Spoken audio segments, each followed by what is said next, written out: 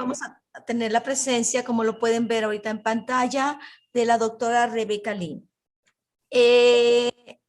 Es muy común, las personas que me conocen, la cuestión protocolaria a mí me pega mucho, pero quiero decirles que la doctora Rebeca Lin es extraordinaria investigadora y tuve el gusto de conocerla en American College of Sports Medicine, aparte obviamente de sus publicaciones y de su trabajo con James Sallis y otros investigadores, pero ella ha hecho una línea de investigación muy interesante en relación a los ambientes del abordaje socioecológico, sobre todo de la actividad física. Es muy largo su currículum. Ella está actualmente en la State University of Arizona. ¿Es correcto? En la Universidad Estatal de Arizona. Es Universidad Estatal de Arizona. La Universidad de Arizona es una diferente. State University of Arizona. Arizona State University. Exacto. Muchas gracias. Lo siento, perdón. No problema. Hemos sido compañeros de trabajo, de investigación, amigas, y muy importante, quiero recalcarlo, porque todos tenemos algo de sensibilidad. Ella le encanta, ama la comida mexicana y Puerto Vallarta. Esa inclinación, la cual coincidimos. Y pues, sin más preámbulos, son las 9:05. Vamos a dar inicio a la sesión con la doctora Rebeca. Gracias. Como Puerto Vallarta o más como Hawái, la fotografía atrás. Pero bueno, voy a compartir mis dispositivos. Ok, un momentito. Ok, bueno. Ok. Vámonos. Ok, muchas gracias. Estoy aquí. Ok. Mucha más gente. Hoy voy a hablar en inglés y también tenemos la traducción a español y espero que tú puedas entenderme. Y bueno, today I will talk to you about theories and models in the design, implementation, and evaluation of intervention programs.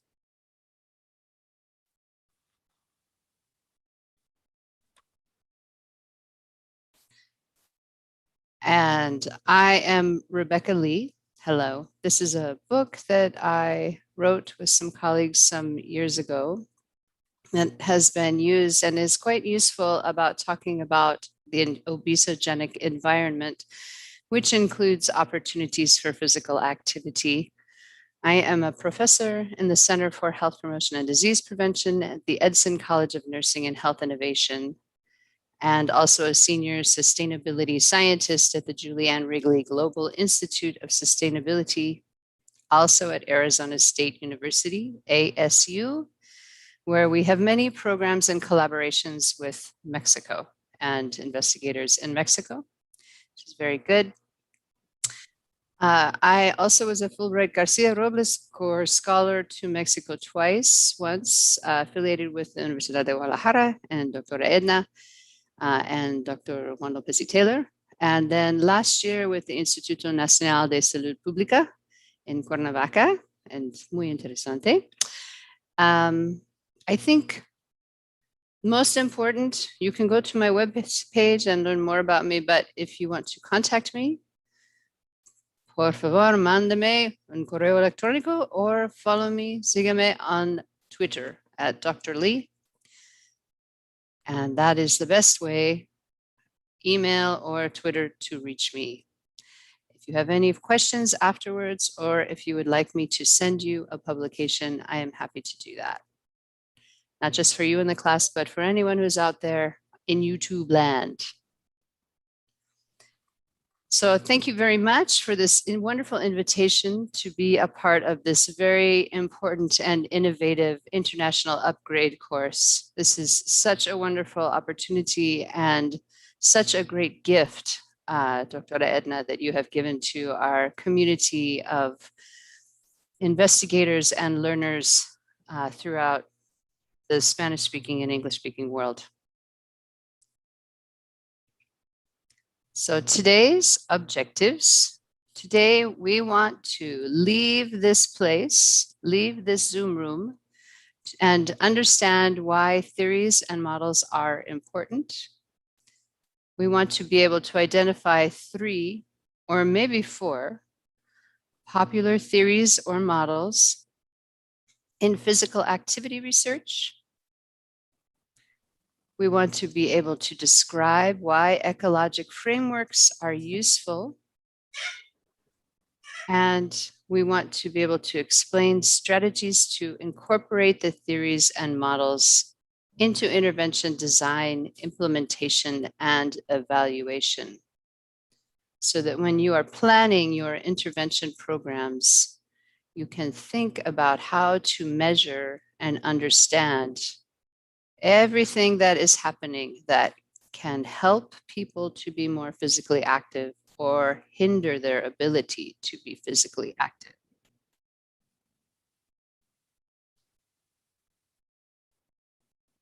Okay, objective numero 1. So why are theories and models important? Theories and models work to help explain a problem, understand how it happened, predict how to fix it,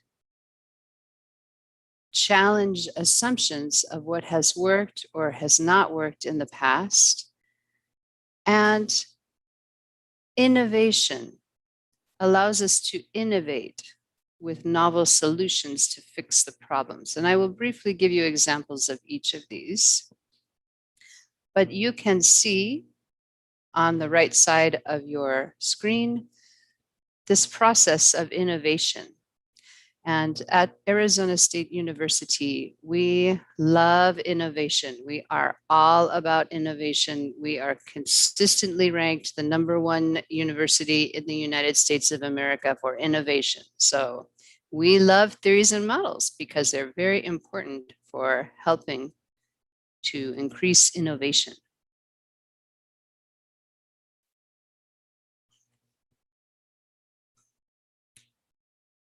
So this is an article that I wrote with Dr. Catherine Cubbin some time ago now, called Striding Towards Social Justice, the Ecologic Milieu of Physical Activity. A moment. Oh. In this article, we describe how we can use the ecologic model of physical activity to explain why some people do physical activity and others do not. So here we have an example of an ecologic framework, and you can see from the model, the ecologic milieu is everywhere. And all of these things are happening within it. Human physical activity is presented at the center of the model.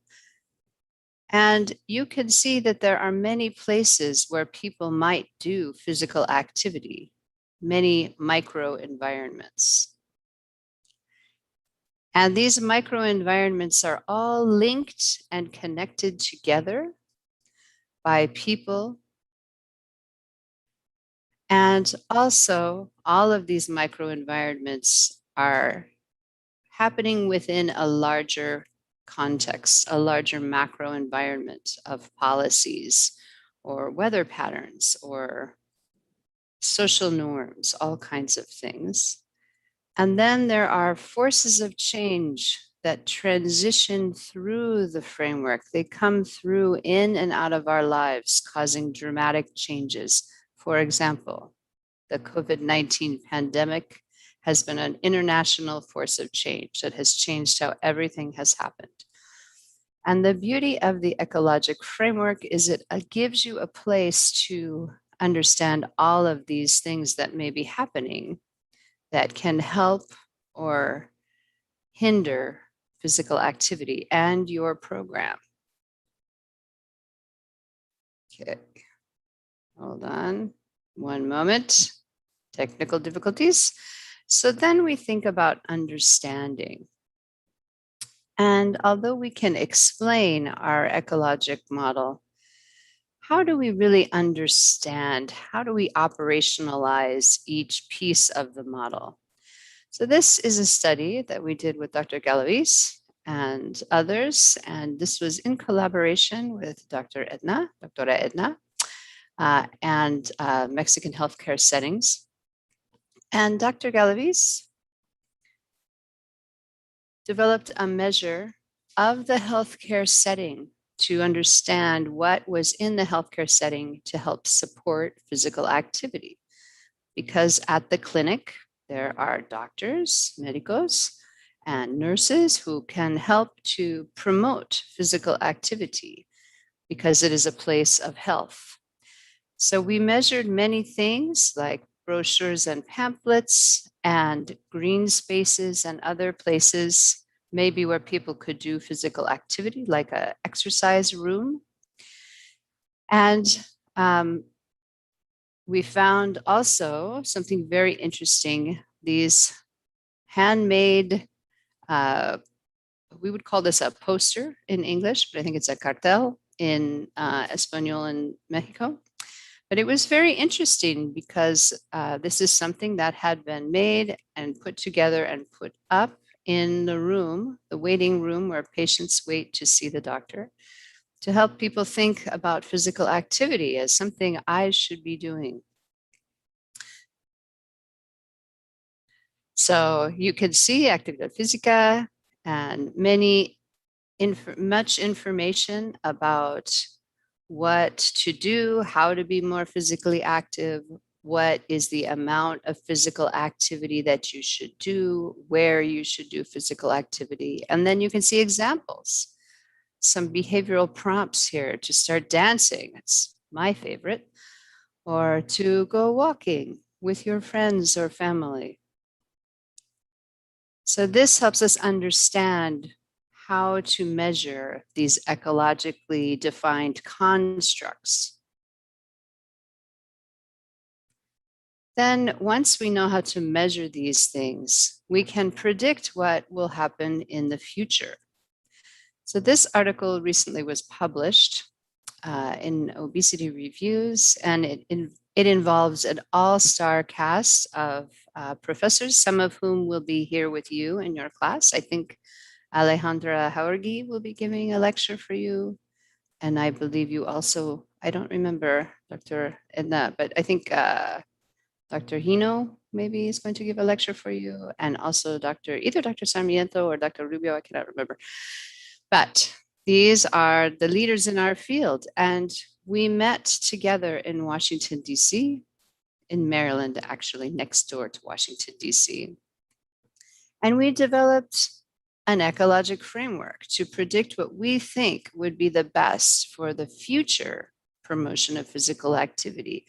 What should we focus on when we are doing our research studies and promotion in physical activity moving forward with Latino children in the United States of America, but also in Latin America throughout? So here is the model that we came up with there. And here is another ecologic model, another ecologic framework to work with. You can see in the triangle in the center, physical activity. You can also see in the circles that are around the triangle, environmental factors, physical environment, like the built environment, and the social environment. You can also see personal and behavioral characteristics, your genetics, your attitudes, your confidence, all kinds of knowledge, things like that, that help you to do your physical activity. And then what I think is most important about this model is that you can see the linkages, the connections between people and places. And these dynamic linkages are very important, but they are not usually studied very well. And in our recommendations here, we talk about using spatial analysis and observational methods, social network analyses, very novel strategies to understand how people and their environments interact to increase physical activity and improve health. We also talked about our voice using citizen science, community-based participatory research models. And that is another way that we can help people to work with us. We can work with our people, go to where our research participants are to understand what they are doing. Then we can use our frameworks and models and theories to challenge the existing paradigm. And we all like that, right? Challenge. Very exciting. And this is a paper still striding towards social justice, redirecting physical activity research in a post-COVID-19 world. It really has to do with racism in the USA, but racism and oppression is a common problem throughout the world.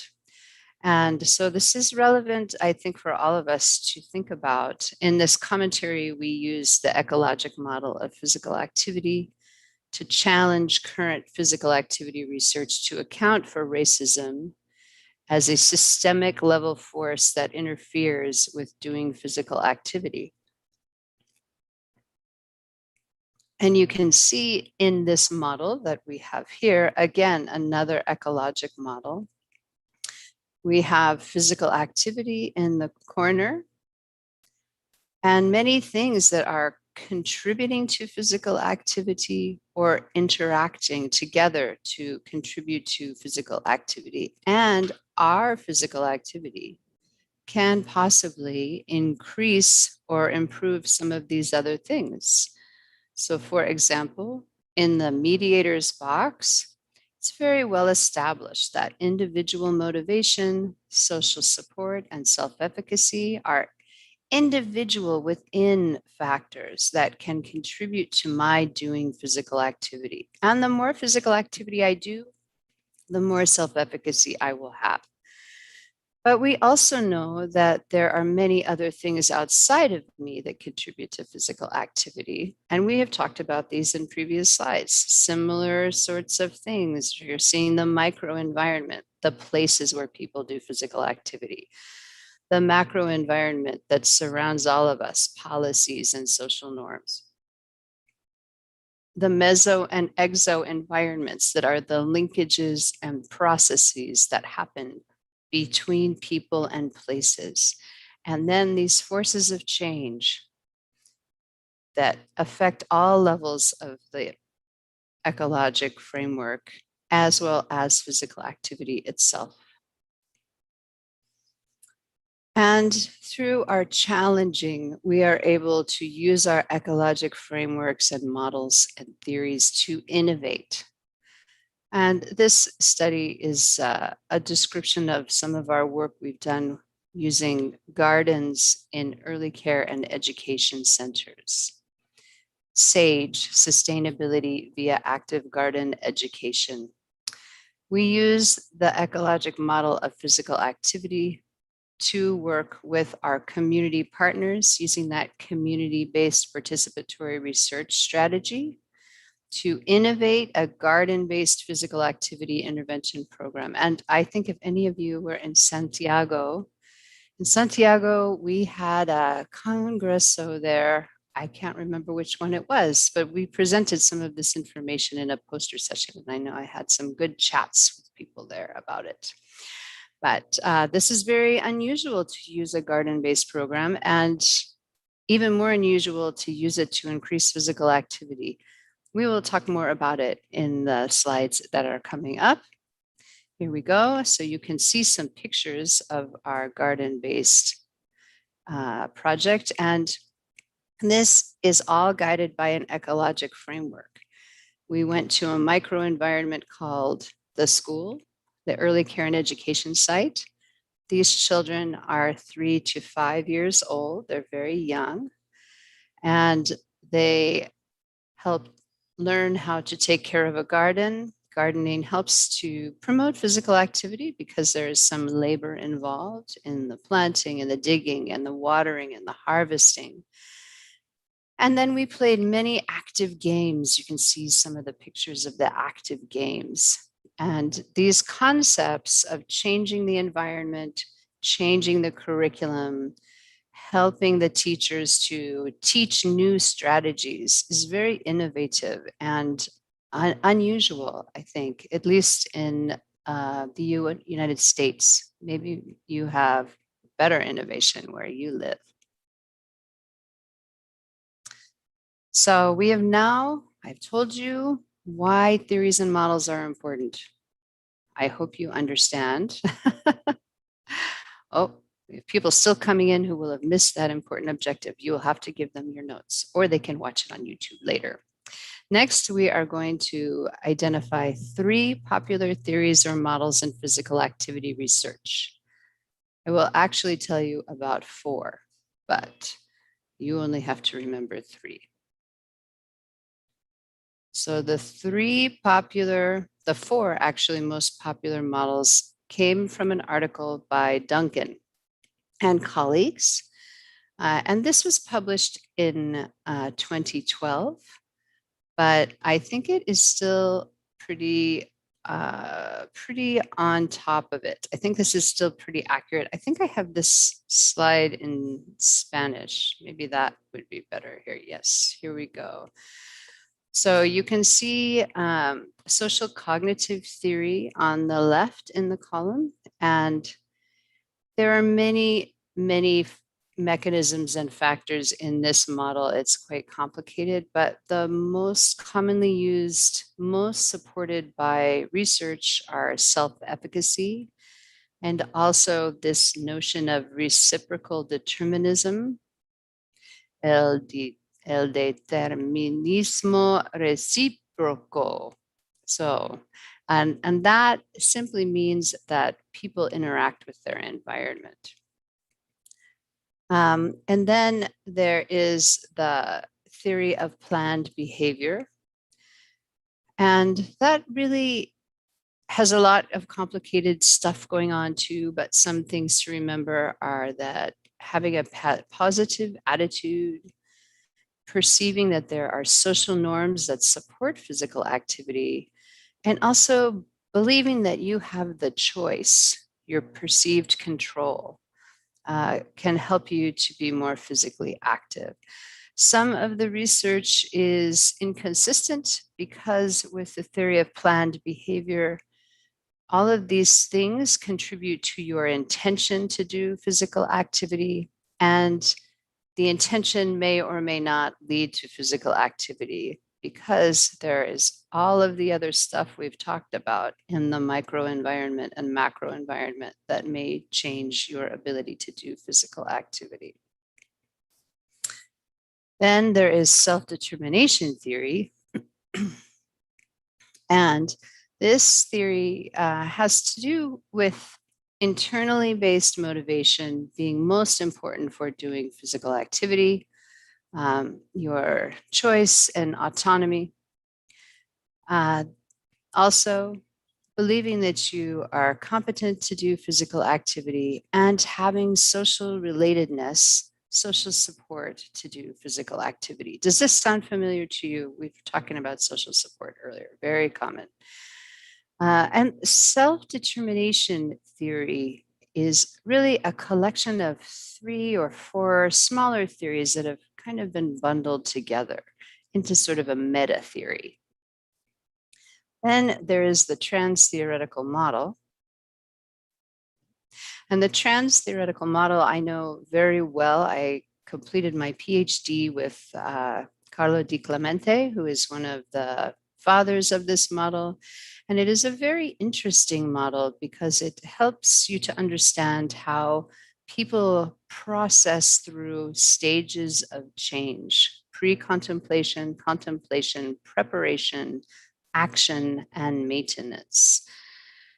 And these stages to process through them, there are dynamic internal processes that are used. And these internal processes include many of these factors we have already just talked about: self-efficacy, social norms, social support, and having choice to do it. Most people only use the stages of the trans-theoretical model, which is good, but you really have to, I think, also include these processes to understand it. So it's a lot, right? It's a lot on theories and models, but now you know them. Ta-da!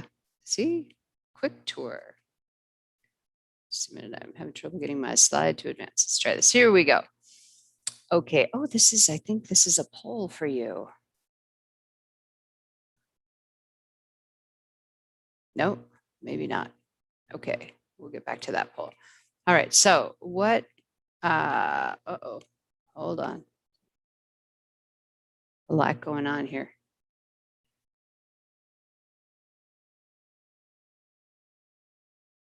Okay, so what do these theories all have in common? All of these theories contain behavioral processes like self-efficacy, competence. Those are almost the same thing. Having positive attitudes toward physical activity, believing you have the choice to do physical activity, and using these dynamic behavioral processes to actually get to a point where you're going to do physical activity. The other thing that these all have in common is environmental interaction. There's some sort of something going on between me and my environment. And so understanding that, understanding how we interact with the built environment and our social environment and how we connect is very important and hard to kind of think about with any of these alone. We need something more. So what if we had a way to put all of these theories together into one comprehensive model of physical activity? This is the question that John Spence and I asked almost 20 years ago. And well, we came up with the ecologic model of physical activity. Check it out right there. It has all this stuff. It's got everything. It's got the physical ecology. It's got the pressure for macrosystem change. We've got the microsystems. We've got the mesosystems. We've got the exosystems. We've got the macrosystems. We've got biologic and genetic factors and psychological factors. We have it all. Pretty crazy, right? I'm going to tell you, it is muy, pero muy complicado. Very difficult to understand because it's so complicated that most people don't use it, don't understand how to use theories and models because they're very complicated. So that is why we have these smaller models that maybe help us, or we only use a small part of a bigger model. Okay, let's have a poll. Let's do it. Okay, here we go. We're going to launch this poll. Please indicate on your screen.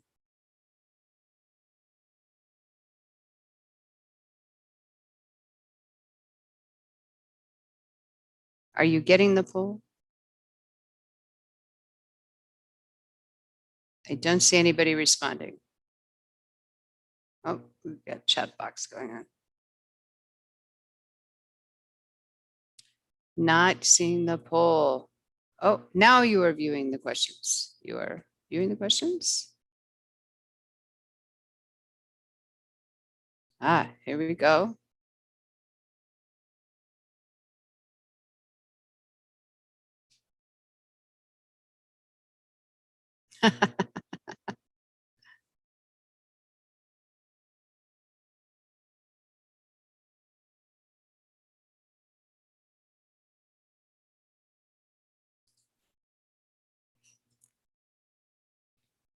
Doing a good job. Keep voting. Halfway there. Come back from your cup of coffee. Time to vote.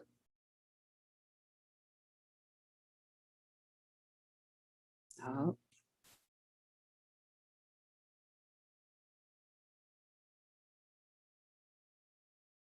Okay, here are the poll results. So yes, the answer why we need all these complex theories is that human behavior is complex. Although some people believe that, oh, it is coffee hour. I know it is true. Okay. So it is true. Human behavior is really, really complex and really tricky to understand. So that is why we need these complex theories. Oh,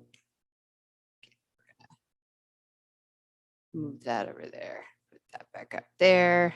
Okay, very good. All right. So we talked about theories and models that are very popular in physical activity research. And now we're going to kind of talk together about both why the ecologic frameworks are useful, although I bet you could already guess based on the first half of what we've been talking about. And also I'm going to give you some strategies, some examples of strategies we've used to incorporate our theories and models into intervention design, implementation, and evaluation. And some of this you may have heard a little bit about earlier in the talk. So here is a much more simple, easier to understand rendering of the ecologic model of physical activity, right? So we have our physical activity. That is what we're trying to get to, in addition to our cup of coffee. And we know that all of these things are working together to help us to do physical activity. We've got all those individual processes that are popular models of in physical activity. Popular theories are telling us about the self-efficacy, the choice, the individual autonomy, the confidence, all of that stuff is happening down here, along with genetics and other biobehavioral processes. Then we have our macro environment, policies, norms, weather events like hurricanes and earthquakes, which can get in the way of our daily program. Then there's the microenvironment where where you are, work, school, home, wherever you do your physical activity. And there are also the connections, the relationships between and among people and places and activities that you are doing here right now where you are drinking your coffee. Somehow this activity that's happening right now can get transmitted to another person in another place, maybe by talking with them or seeing them somewhere, and maybe it will change what they do later somewhere else. Those dynamic linkages and connections. All of this is the ecologic milieu of physical activity. So let's talk about the macro environment. So the macro environment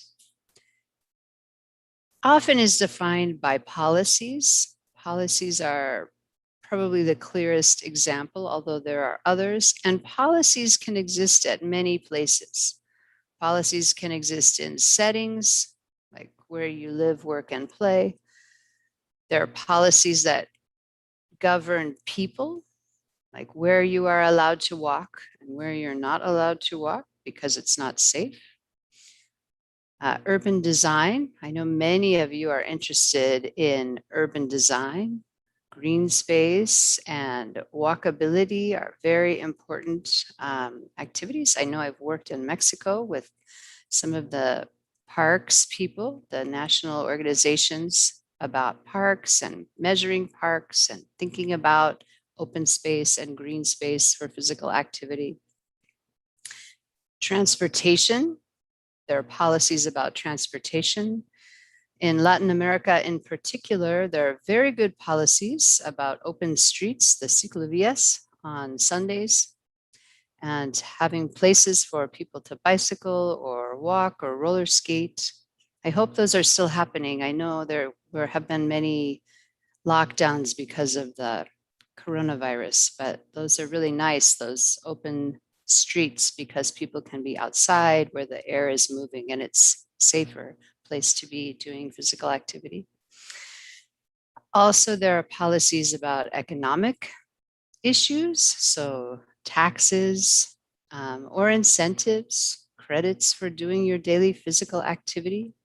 Many of you use games on your phone to track your physical activity, and they give you points or medals for doing your physical activity. It's wonderful. Okay, so macro environment. Let's talk just for a little example about that. So to measure policy is a little bit tricky. In this study, Physical Activity Policies in Childhood Obesity Research Demonstration Project, we developed a checklist where you just check things off with a check mark like you see on your screen.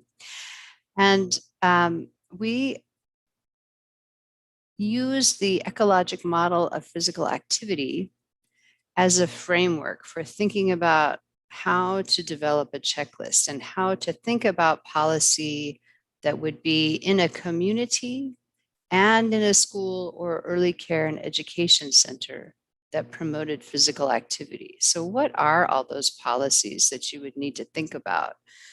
And having our ecologic framework helped us to think through what those would be and guided the development. So this is one way you can infuse theoretically guided assessment into your studies. Think about what are the macro level factors that are influencing what I'm trying to get my people to do. How do I measure those physical activity related policies, and what are they? So this is a plan of Mexico City back in the pre-Columbian times, and you can see all the little neighborhoods. Do you see that? These micro environments. And within the neighborhood, the microenvironment vecindario, there are places, there are stores, there are work sites, there are schools, there are homes, there are clinics, there are markets, there are all these places you go. And maybe you are getting physical activity in these places, or maybe just in walking to the place or riding your bicycle, you are getting physical activity. So the environment can really have an influence on doing physical activity, the microenvironment. So how do we measure that? I think that of all of the ecologic levels, the macro, micro, MesoExo levels, the microenvironment has been the best measured, best well-defined. And here you can see some microenvironments that are around and about, and places that you might measure and understand and think about. So in this picture in the top right, that is in Vallarta. I just took that picture like last week. We have a malecón, and it is very beautiful in front of the ocean with sculptures and trees, and it is close to automobile traffic. So there are many pedestrians, and after it was built, the bicycle people said, we don't like this because there's people walking everywhere and we cannot ride our bicis down the road. And so there's a bike lane now there, and you can see those two bicyclists in the bike lane.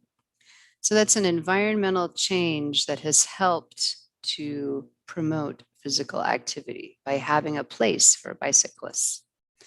And then here, I think this lower right-hand picture, I think this picture is also in Vallarta of the machines, the activity maquinas in the stadium.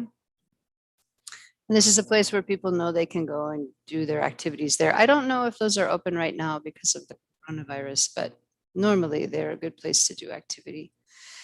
We also know that many people do physical activity in their neighborhoods on the streets and sidewalks. And this is a team in the lower left-hand corner doing an assessment of the quality of a sidewalk. That's actually Dr. Tracy McMillan there in that picture and Dr. Jorge Banda.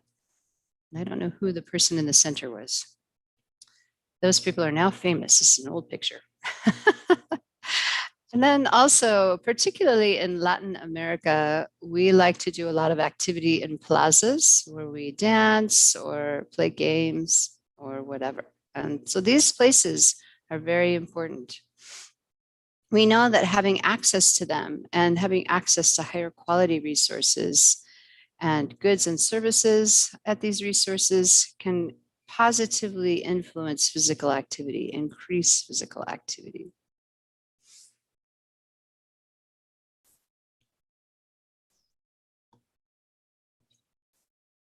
So I think I'm going to skip this slide because I told you about it already.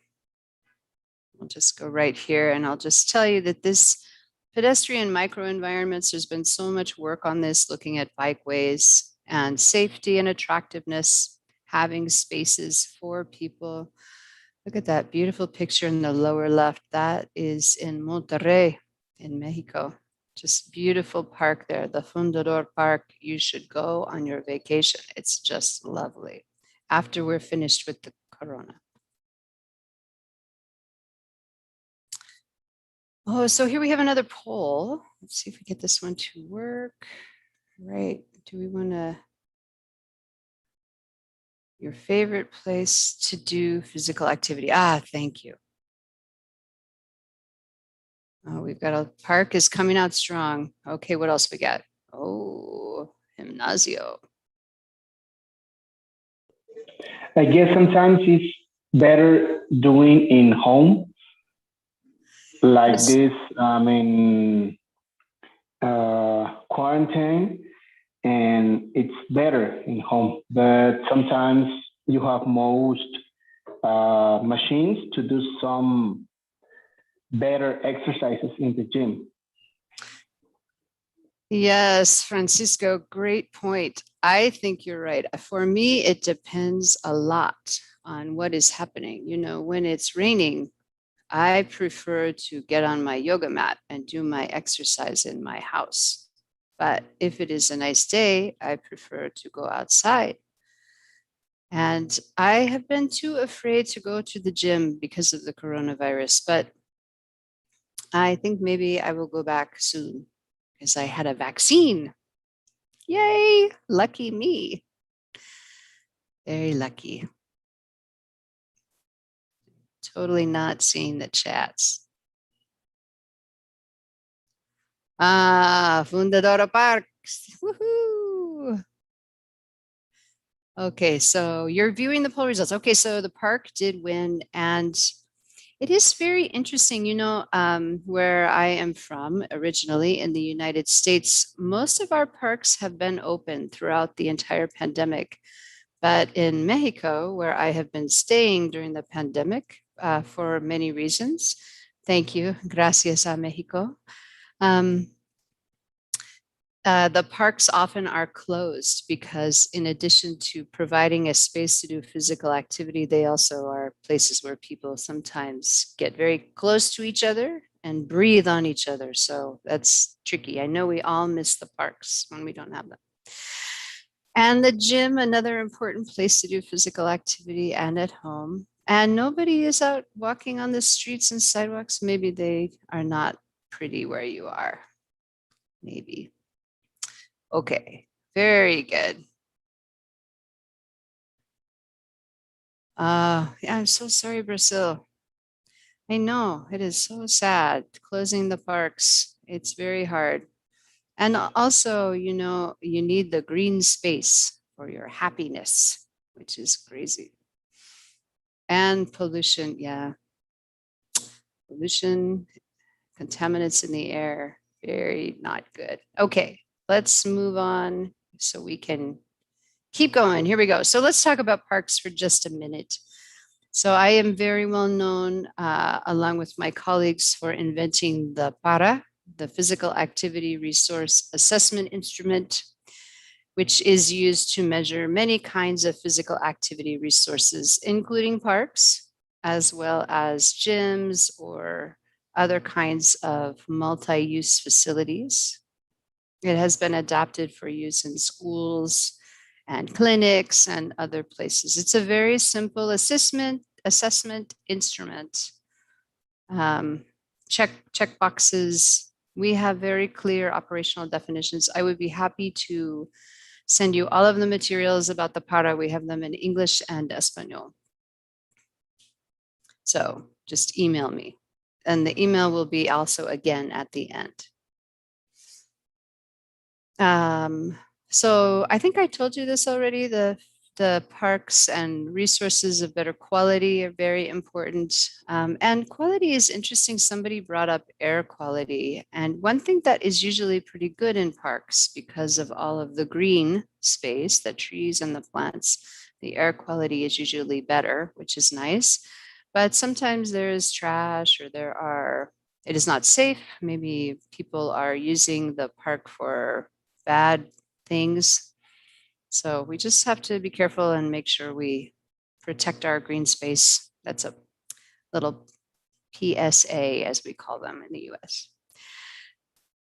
Okay, so let's talk a little bit about the MesoExo environment. I know we've got just a few more minutes, and I think we're almost done with the official slides. So the meso or exo environment, it's a complicated construct, but the bottom line is that this is the thing that links people in one place to people in another place where that person may not go. For example, a child at the school maybe is learning how to play active games and do activities. And then the child goes to the house and tells her parent, "We learned how to do this cool game. Will you play with me?" And so the parent says, "Yes, I would love to play with you, but let's go to the park because there is not enough space in the house to play this cool game where you have to run all around and do stuff." So these connections, these social connections, as well as physical connections, perhaps transportation that connects people, are these dynamic linkages that connect people and places, but are the way that information and action about physical activity in one setting is transferred to another setting and other people. So with that, I'll give you an example. It's a very simple example, but I think it's effective. Momentito. Get this. Here we go. All right. So this SAGE study, I told you about it earlier, the garden study.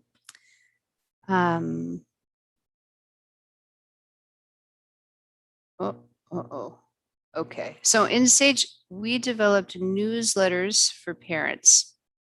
And the newsletters connect parents with the physical activity programming that happens in the classroom, and then transfer those effects to the home and family.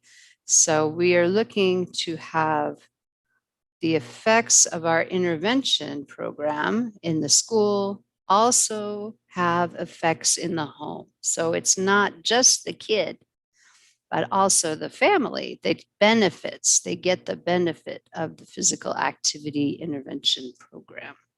And that is a good thing to do, right? More bang for your buck, as they say.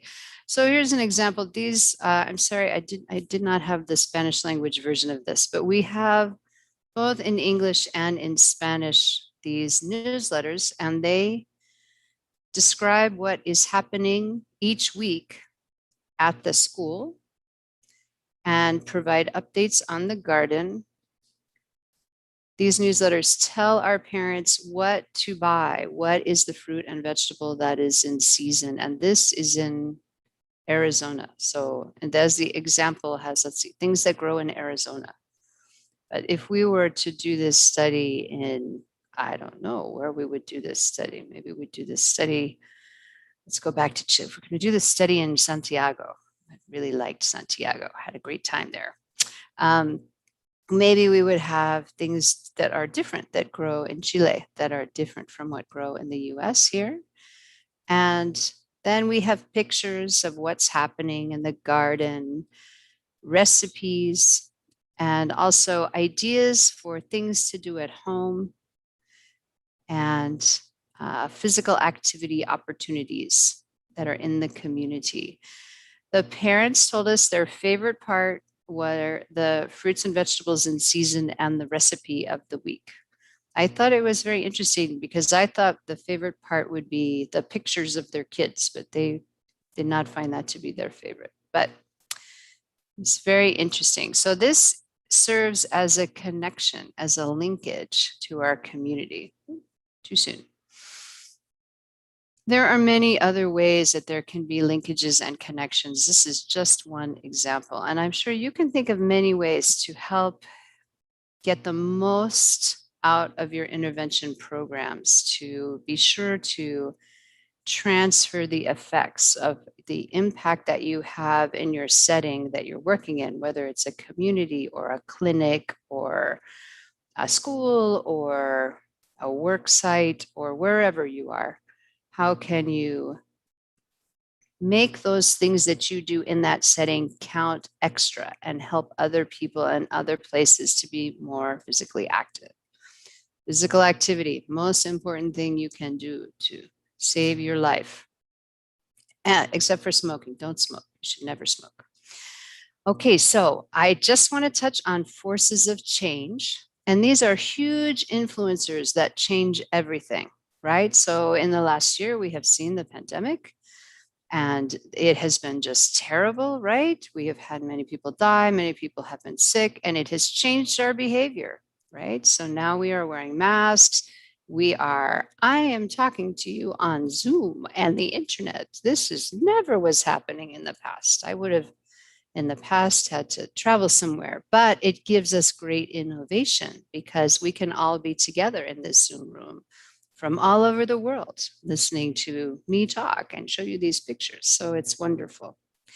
Other forces of change that affect us in particular in the Americas are earthquakes and hurricanes and other storms and weather events that are very dangerous and have been I think affecting all of us. Also, climate change has been another big issue. But technology is something that I'm very excited about. We are now trying to make all of our classes like this one, so we can have more people get access to information, and improving access to this information is very, very important. So I encourage all of you to keep thinking about technology and how it can help to move us all forward in our research and promotion in physical activity. So all of this happens in the ecologic milieu, because even though we are in many places, even though we speak many languages, even though we are different, we really are very similar, right? We all need to have food and shelter, friends, and physical activity, and the opportunity to do physical activity. So I congratulate you for taking the time to learn more about this and improve your ability to help keep our world physically active. Just a few conclusions. I think I have this slide also in Espanol. Let me see here. Okay, so there are many theories and models, and each one has advantages and disadvantages. I like the ecologic model of physical activity because it accounts for the environment and still allows you to include these individual level theories and models.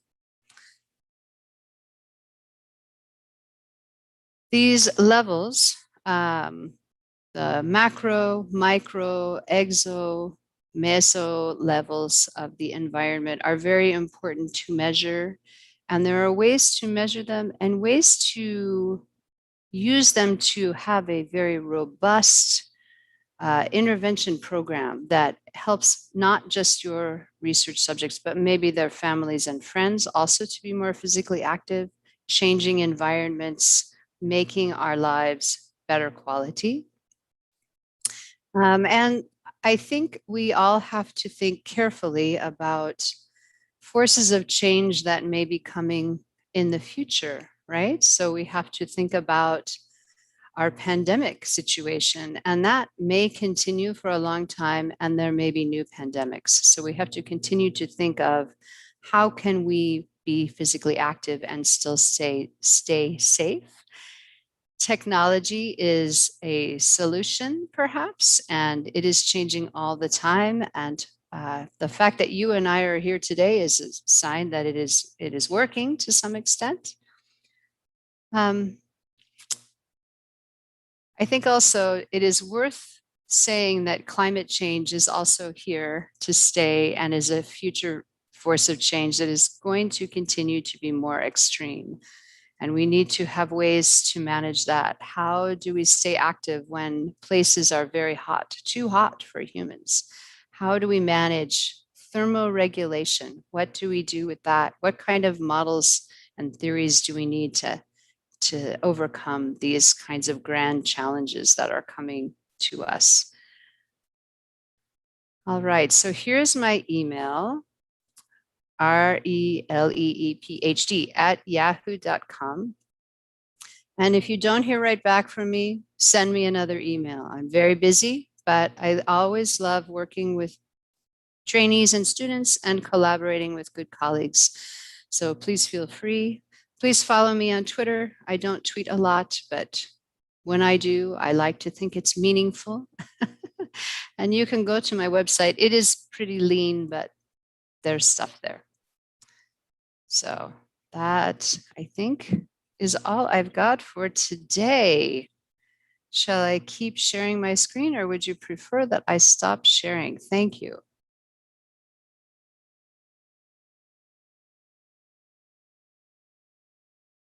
Oh.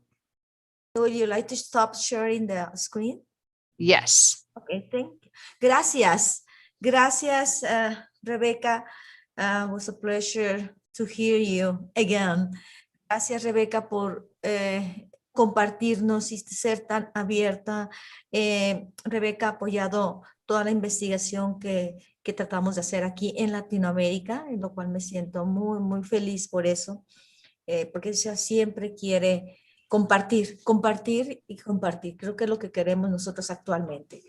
¿Tienen alguna pregunta para la doctora Rebecca? Porque vamos a hacer el siguiente punto. El siguiente paso es que vamos a hacer ahorita un resumen, taller de lo que expresó Rebecca en español, si no lo permiten. Pero antes de eso, que tenemos la presencia de la doctora Rebecca, si quieren hacerle alguna pregunta en específico, es su gran oportunidad de hacerlo. Nomás se piden el micrófono y con gusto les damos la voz.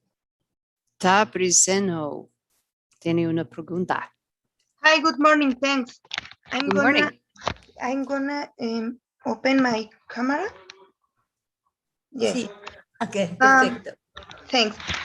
Well, in the graphic of environment milling, the inverted pyramid, you have in the base individual, macro, micro, etc. Can we move the order of these elements? This is my first question.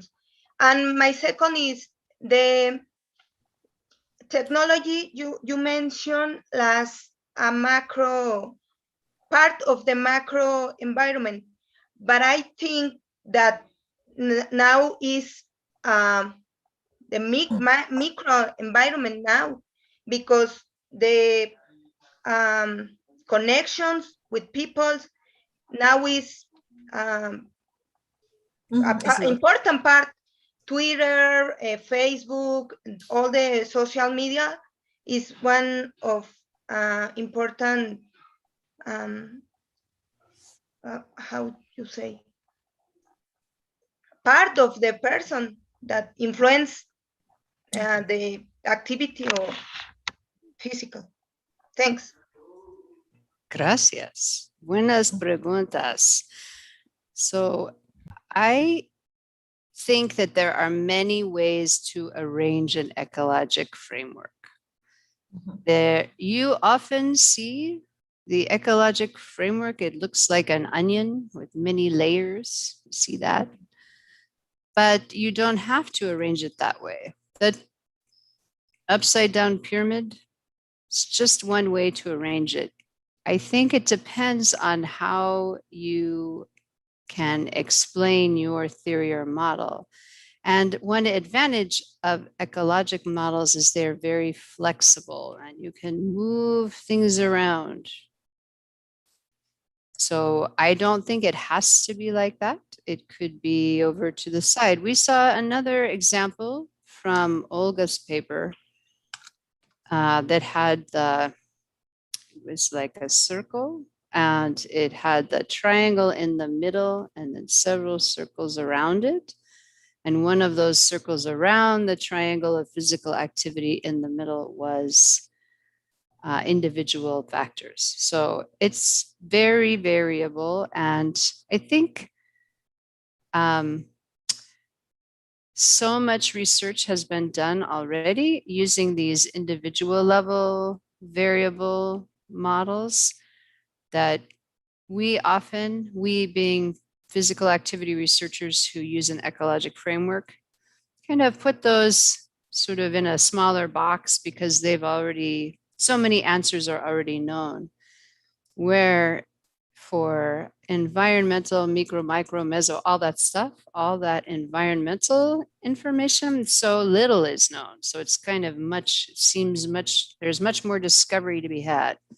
I'm going to turn off my background. You can't see me. Then you have another question. Let me answer your other question here. Just back to my white wall. Your other question was technology. Yes. So I like to think of technology as a force of change. And a force of change, then, as you said, you're correct. It affects every level of the ecologic model. The force of change affects how we interact in sort of the dynamic linkages like Facebook and social media and Twitter and Insta. That's very meso or exo level part of it. Technology also affects our macro level because policies now have to guide our technology. And also, I think that technology has been used, for example, the previous American president used Twitter to talk to the people about the policies that he wanted. And so that is very, very unusual, but it is a way that that was done. And also technology is definitely in our micro environment. I know I have seen, they call them smart refrigerators, for example. The smart refrigerator will tell you, like sends a message to your telephone that you are out of milk or you are out of wine, or that's a very big problem when you're out of wine, right? So no, just a little joke, but it will tell you what you need to buy at the store. So we have very smart in Japan. I have family who live in Japan and they have very smart toilets that, you know, they heat up and they sing songs to you and tell you to have a nice day. It's very unusual. So yes, I think technology is a force of change and it affects everything. Rebecca, if you allow me to translate the yes, question, please. The question and the answer, because it's very important, the question that the they did it. Ok, voy a traducir tanto la pregunta como la respuesta, lo cual, porque es muy importante, fue muy interesante la pregunta que hicieron, que si se pueden endo, meso y exo niveles del modelo ecológico invertirse y no tener ese orden. Claro, puede uno evaluar cualquiera de los niveles. Puedo irme del endo y evaluar algo también del exo. Entonces, no tiene un orden jerárquico, sino lo importante es lo complejo, qué tanto puedo evaluar de lo intrapersonal, qué tanto puedo evaluar de lo interpersonal, etcétera. Entonces, y la otra, la respuesta que dio muy bien la doctora Rebeca es en relación a las redes sociales, a la cuestión electrónica. Actualmente impacta a todos los niveles, como lo comentó ella. Ok, next question, la siguiente pregunta. Sebastián.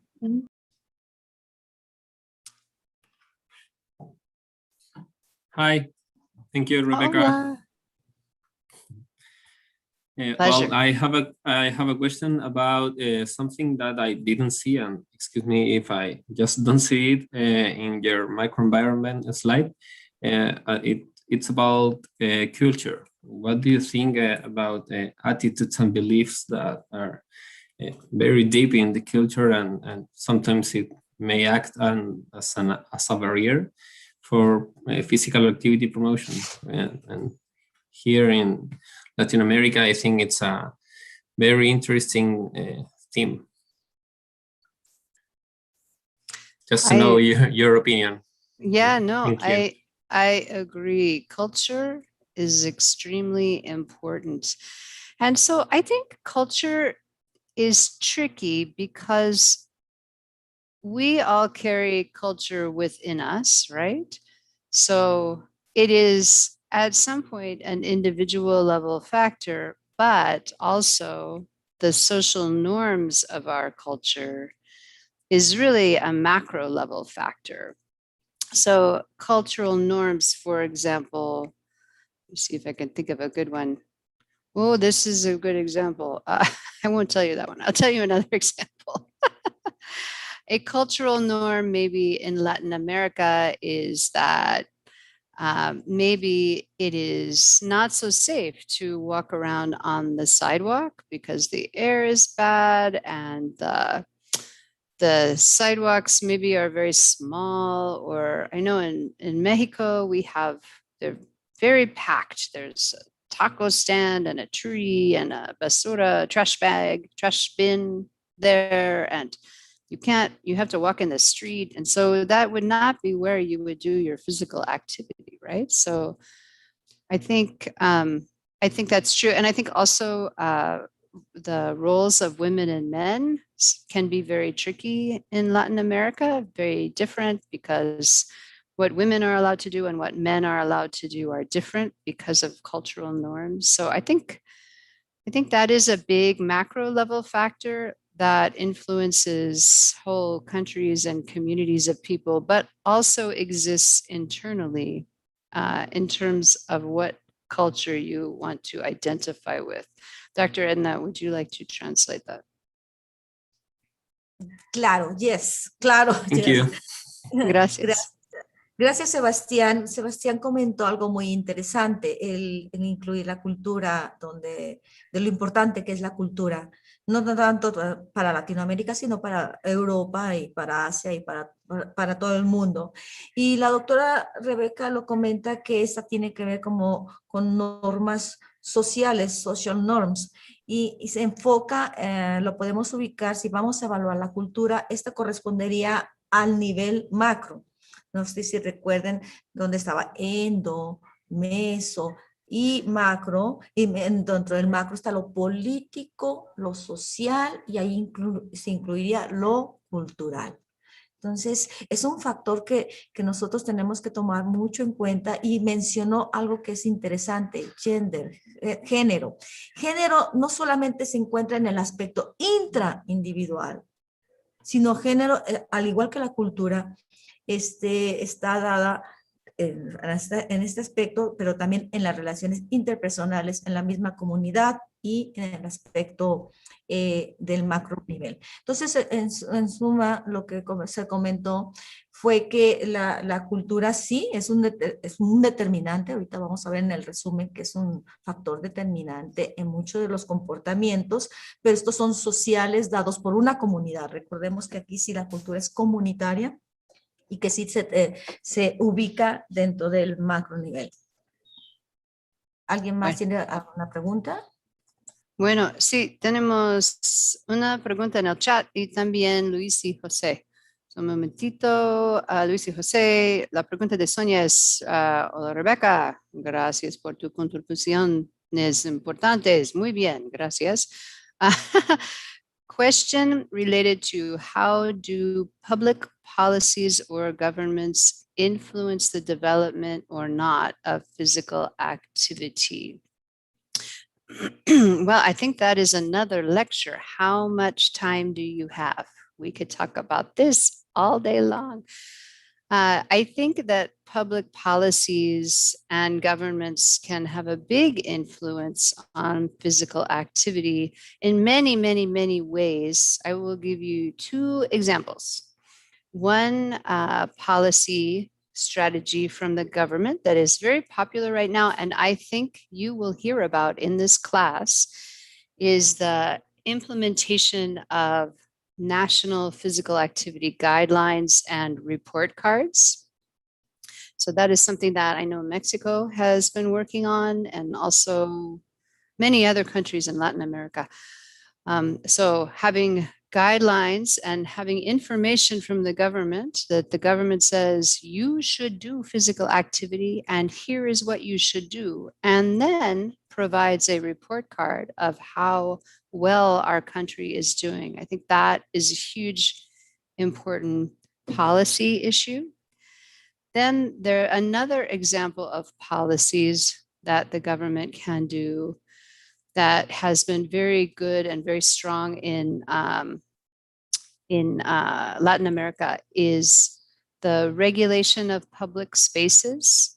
So making spaces open for physical activity, like the ciclovia, when there is no automobiles, there's only bicis and pedestrians, and both keeping parks open and closing parks. If you keep parks open, more people will be active in them, but if you close them, then people cannot use them, and that hinders physical activity. So those are two policies examples, but there are many, many more. I'm sure we could spend all day talking about this because I love this stuff. Thank you for your question, Sonia. And Dr. Edna, por favor, ayúdame.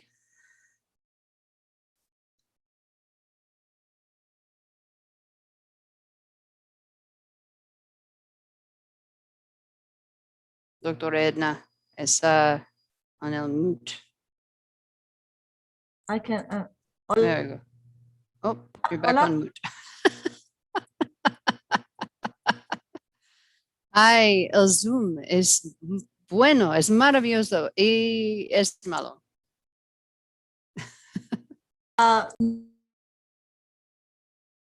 Very close.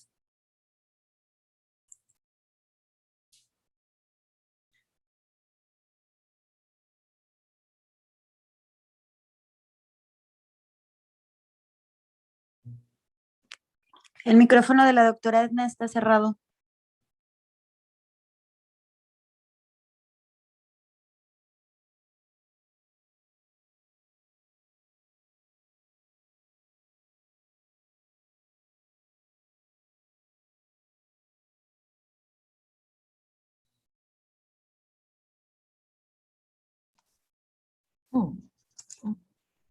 Ah, abierto, qué bueno. Y José, hang on. Ok, doctora Edna. Continúa con tu pregunta. Ahorita contesto. Permítame. José. Sí, doctora Edna, ¿quieres traducir mi respuesta o no? Más a rato. Ok, entonces ¿Le damos permiso a José para que pregunte? Ok. Gracias. Hi, Dr. Rebecca. First of all, thank you a lot for your incredible presentation. My English is not very good. I haven't practiced from a long time, but I will try to do it in English. And my question is, in relation to the aforementioned theories, if there is a role from the psychology science that complements the theories, my question is, what role does the psychology of physical activity have when applying it from an early age to improve the processes described in the theories? Or what strategies can be implemented to improve these skills, such as positive attitude,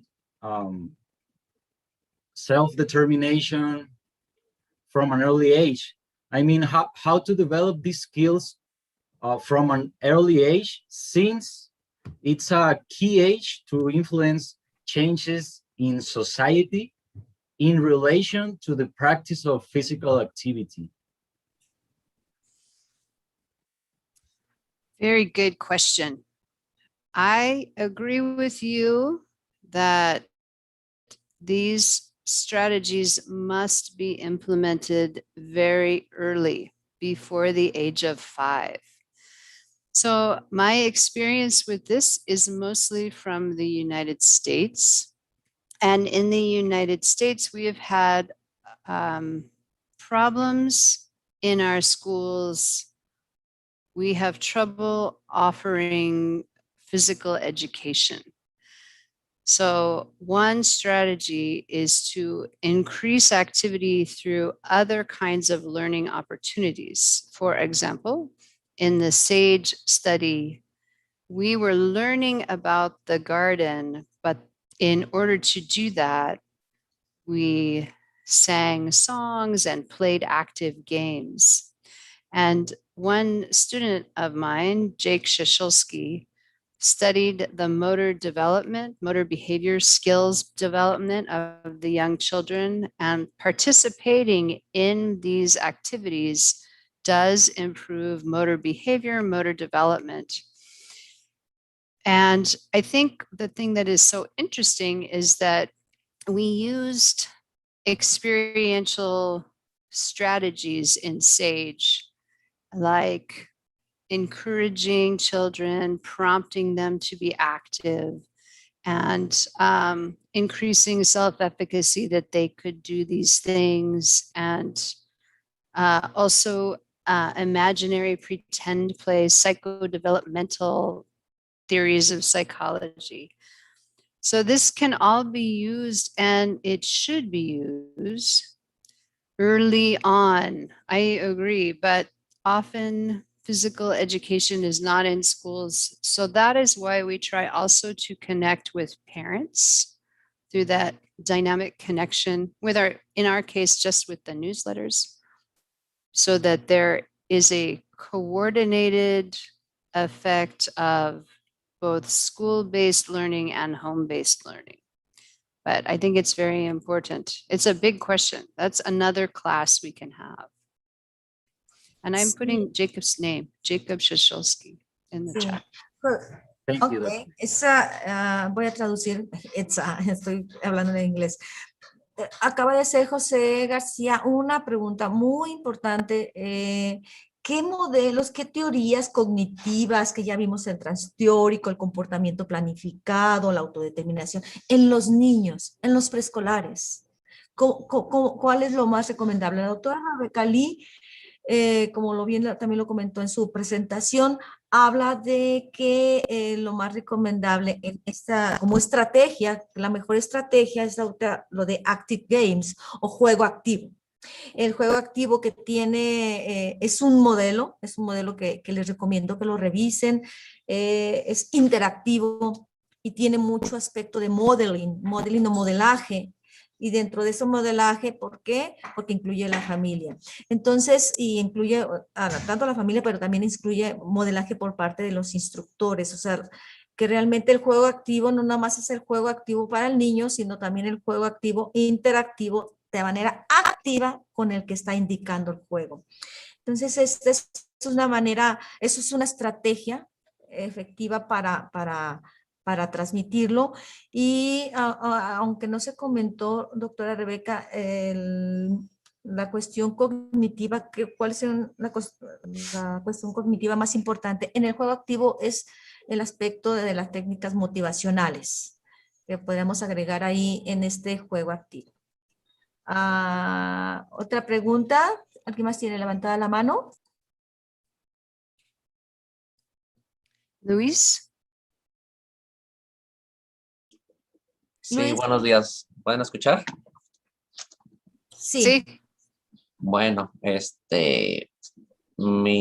yo no hablo el inglés, es malísimo mi inglés. Bueno, mi pregunta sería, dentro de los modelos que se explicaron, vi el transteórico, pero yo leí un poquito del modelo del PAPS, del proceso de adopción de precauciones, y mi pregunta sería, este modelo del PAPS, ¿por qué no entra o qué le falta para ser común, o es más completo el transteórico?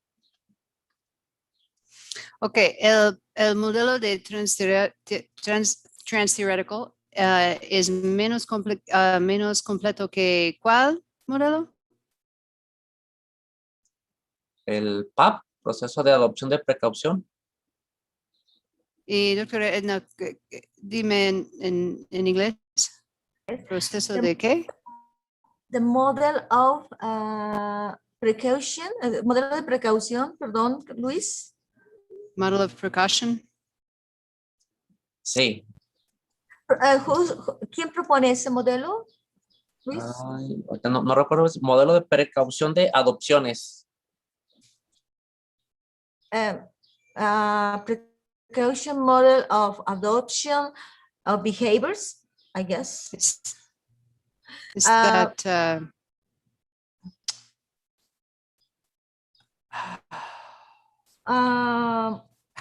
a mí me gustaría hacer un comentario en relación a esto, porque finalmente esto es un curso taller de aprendizaje. proceed? Is proceed? Is that that one? Que Hay muchos modelos en actividad física, muchísimos. Y no, no sé todos, pero la verdad es que en el artículo que yo usé para esta presentación, los autores describen muchos modelos, pero los modelos 4 de hoy son más populares, son más comunes, pero hay muchísimo más modelos y no sé, no conozco el modelo. aquí Rebeca, Nicolás, sí. Nicolás Aguilar nos está compartiendo, y Adriana también, que es el Precaution Adoption Process Model. Si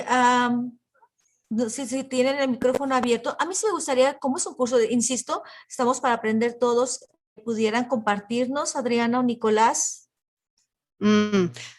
Sí. Nada más que cerremos este círculo y no nos quedemos I can explain a little bit. I'm not expert in this, but this model, I think it's very similar to the transteorical, but also with the one from implicating or includes the things of maintenance or deciding to act or change the behavior. So they're pretty similar. They have the different stages, but there are too many to explain. That probably we can show it in a different lecture. But I think it's very similar to the ones you explained before, Rebecca. Muy bien. Many models to explain individual level factors or individual environment interaction factors. Many models have many similar constructs. Es otro modelo. Precaution adoption process model. I do not know the precaution adoption process model, but I will check it out. Igualmente, vamos a revisarlo.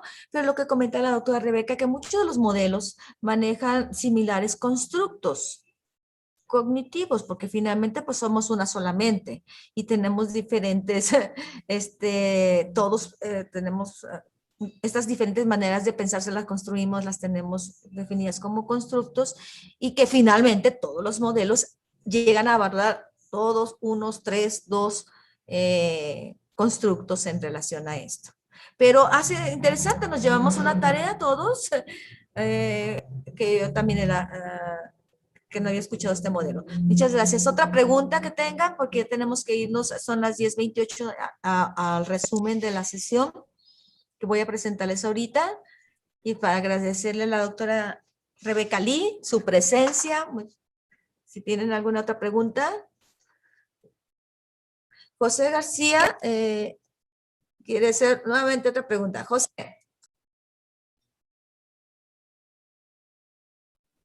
Perdón, me faltaba bajar la mano, no tenía otra pregunta. Ya le di clic ahí en el cursor, gracias. Dije, vamos a continuar con la lectura, pero sí, el tema que abordó José es para otra presentación, abordarlo perfectamente. Rebeca, ¿tienes algo que comentar para dar paso? Ahorita vamos a continuar con el taller, si tú ya te puedes desconectar. Muchísimas gracias por tu tiempo. Thanks for your attending this meeting. Gracias. Gracias por la oportunidad. Qué bueno. En esta clase es maravillosa. Es muy, muy importante. Muy importante. Gracias, doctora Edna. No, gracias a todos los que atienden, porque lo interesante de esto es que de diferentes partes podemos compartir experiencias y es lo que queremos, compartir. Aquí nuestra intención es compartir y, claro, y discutir. Entonces, pues muchísimas gracias, Rebeca, y nos vemos después. Muy bien, muy bien. Gracias a todos. Gracias. Hasta luego, amigos.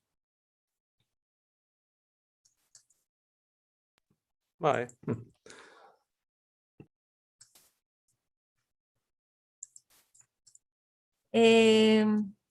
Estoy compartiendo la pantalla, no sé si se alcance a ver. Buenas. ¿Me podrían indicar? Alguien que ponga en Sí, doctora. Sí, doctora, sí se ve. Muy bien, vamos a resumir la plática. Una aclaración, y va, ¿por qué no? Una disculpa. Es que la doctora, hay profesores que cuando hay traducción no les gusta ser interrumpidos y yo iba a estarle hablando ella y traduciendo como se dieron ahorita cuenta con las preguntas y respuestas. Entonces la propuesta fue que fluyera su plática y que posteriormente nosotros nada más vamos a presentar un resumen, pero no quiero dejar de aprovechar,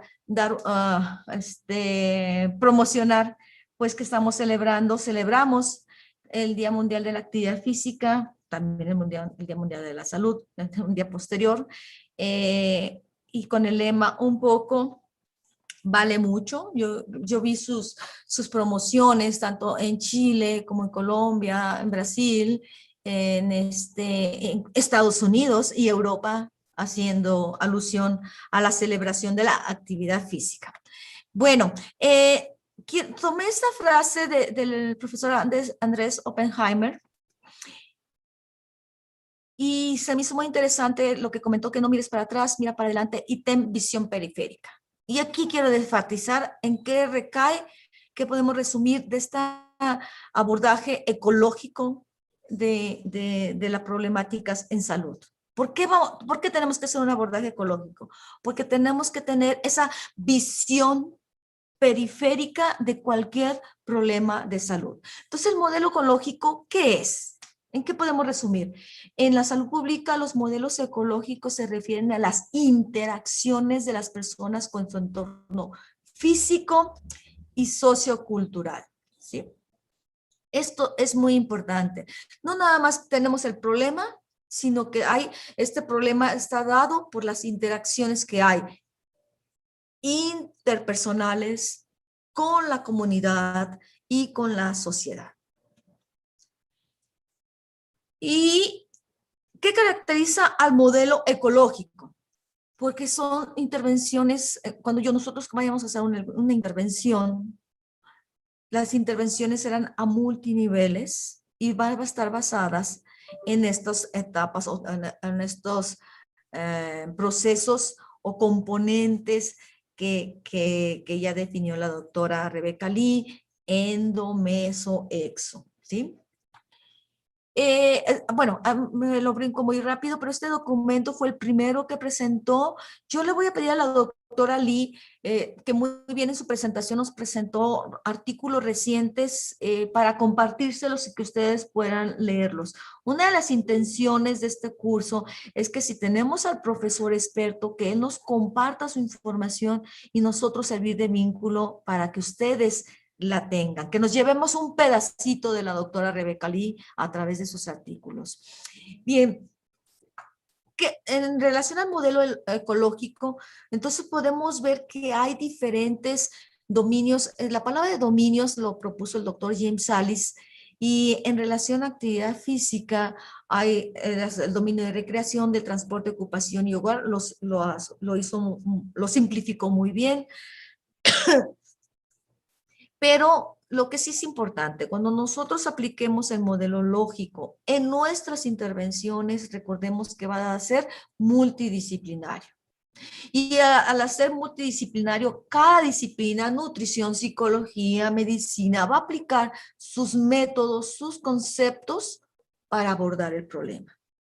Y esto le vamos a dar finalmente un enfoque transdisciplinar, que corra desde lo médico, psicológico, social, económico.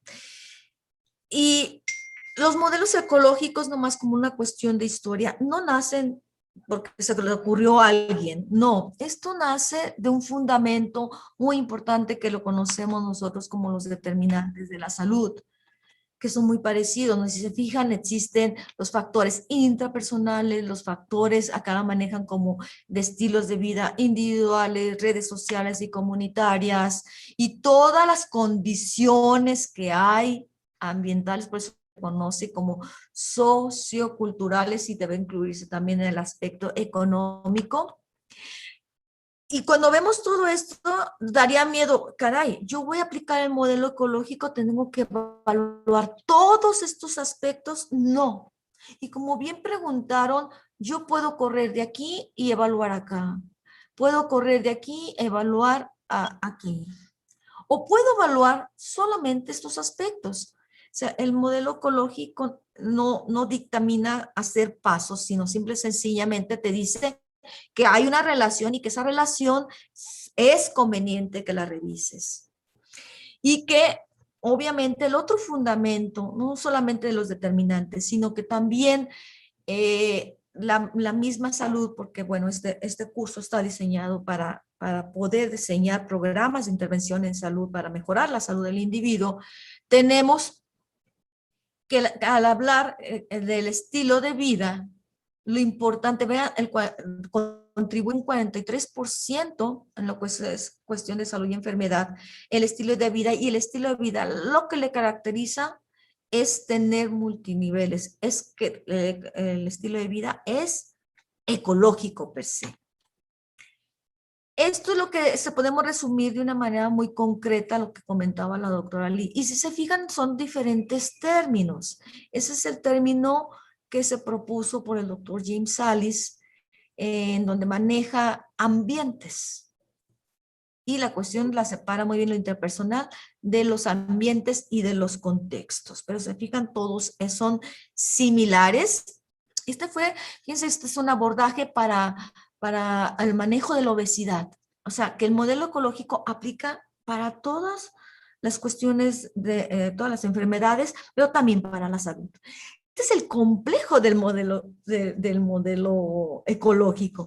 Y si ustedes se fijan, hay muchos elementos que se consideran y que se describen aquí. Insisto, no es necesario que se tengan que tomar todos, pero lo que les digo que es ponerse los lentes de que existen otros aspectos que tenemos que considerar. Ahí es cuando nosotros podemos aplicar que sí estamos aplicando el modelo ecológico. Este es un ejemplo de un trabajo. Yo les recomiendo que ustedes vean cómo van a hacer su propuesta, su resumen, qué factores influyen. Aquí estamos abordando solamente el micro y el macro.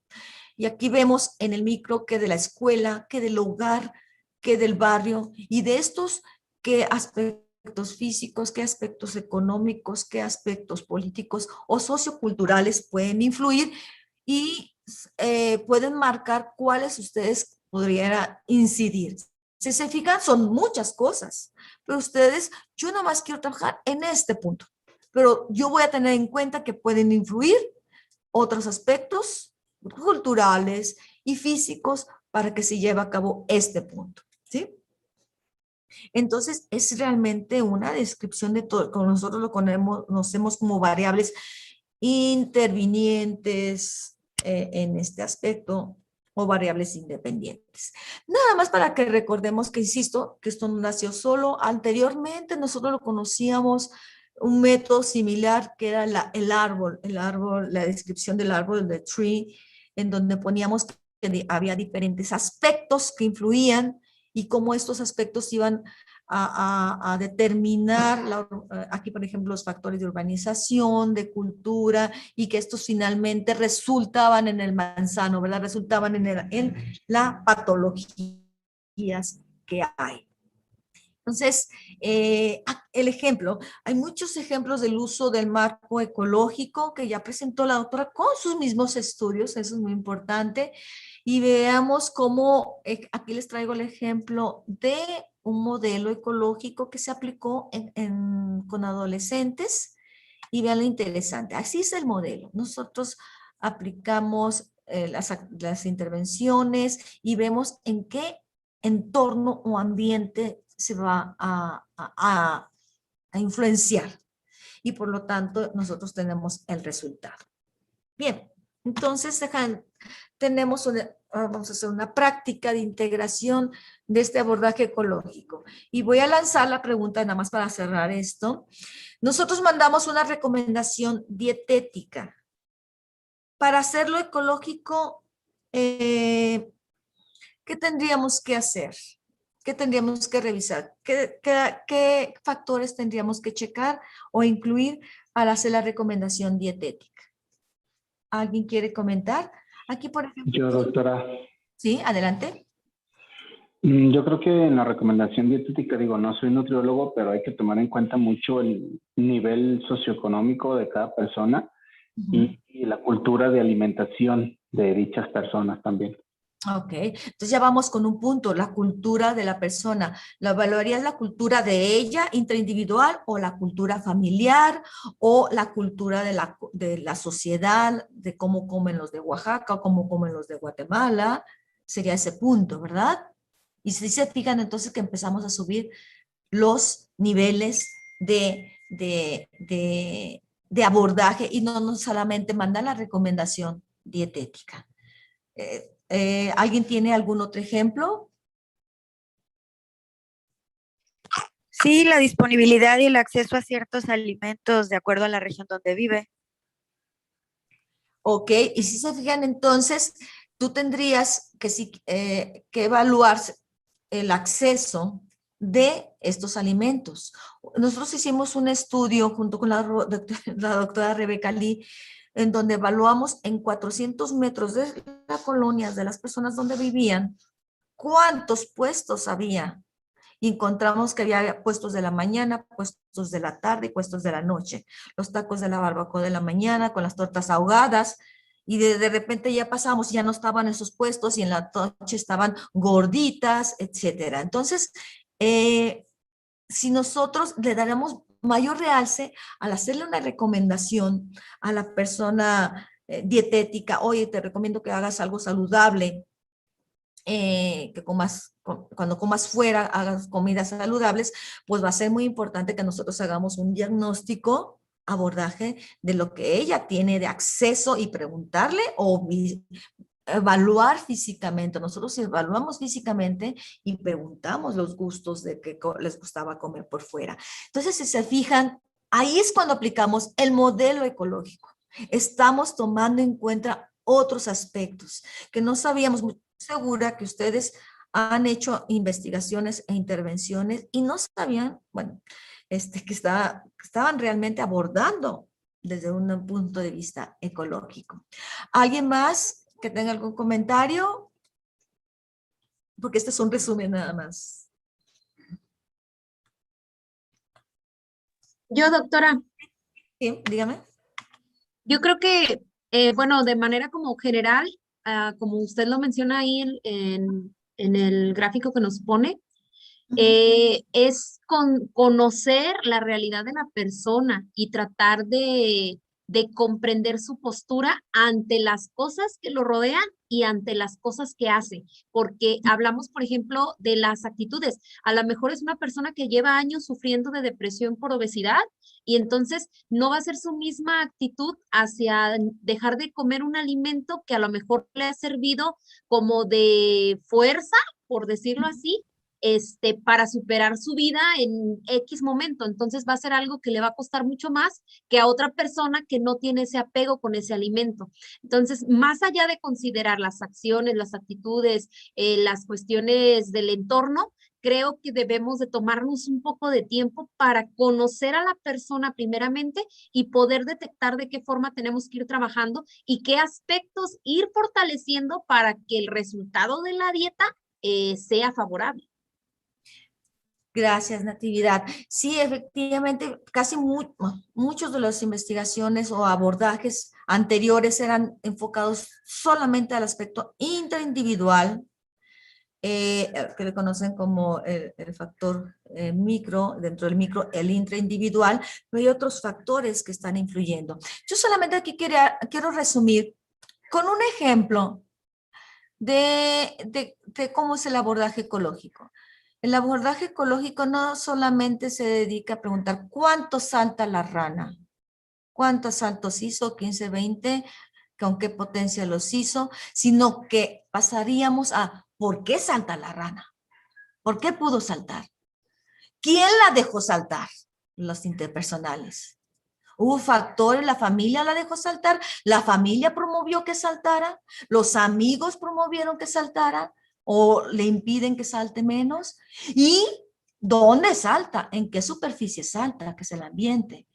Si el ambiente se presta para que saltemos y si la misma sociedad culturalmente es bien visto que salte y que el mismo políticas de promoción de actividad física saltística está promoviendo que la rana salte.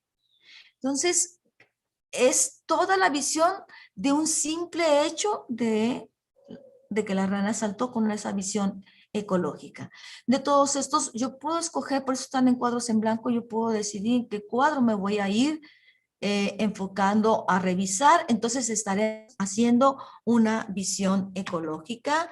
Pues entonces, pues no me queda más que agradecerles. Muchísimas gracias y que tengan buen día. Nos vemos próximo sábado.